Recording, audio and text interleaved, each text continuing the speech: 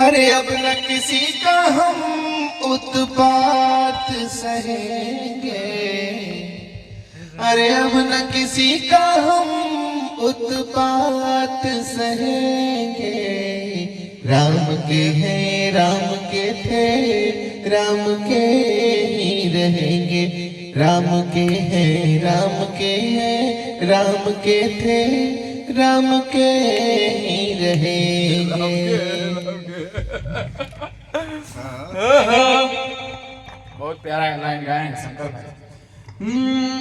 कि अब न किसी का अरे अब न कि अब न किसी का हम सब तो उत्पात सहेंगे, अरे अब न किसी का हम सब उत्पात सहेंगे। राम के थे राम के हैं हम राम के रहेंगे, राम के थे राम के हैं हम राम के रहेंगे। कैसा लगा ये आज के वीडियो? अगर अच्छा लगा तो जरूर पवन पांडे म्यूजिक पेज के सब्सक्राइब करें, फॉलो करें और यूट्यूब चैनल को सब्सक्राइब करें, पवन धूम के सब्सक्राइब करें।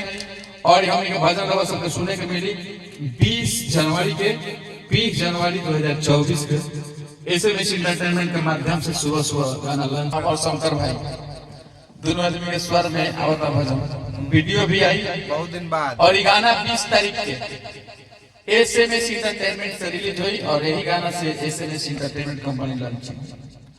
20 तारीख का प्रेस कॉन्फ्रेंस हुआ पटना में। बहुत ही बढ़िया नया म्यूजिक कंपनी बहुत बड़ा लेवल से लॉन्च होता है।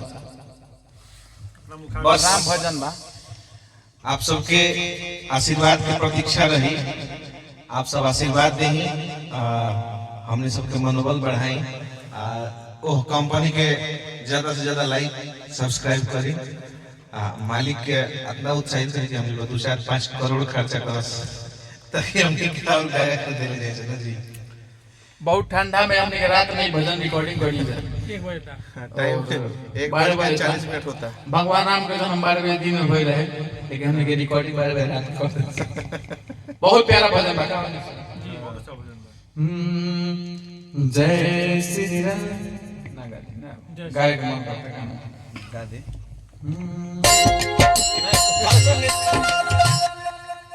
अरे माता तू भाई तो पहले ही रिलीज कराइबा का हे राम के हैं राम के थे हम राम के रहेंगे। गवा एक लाइन कौन भजन गवा राम जी के।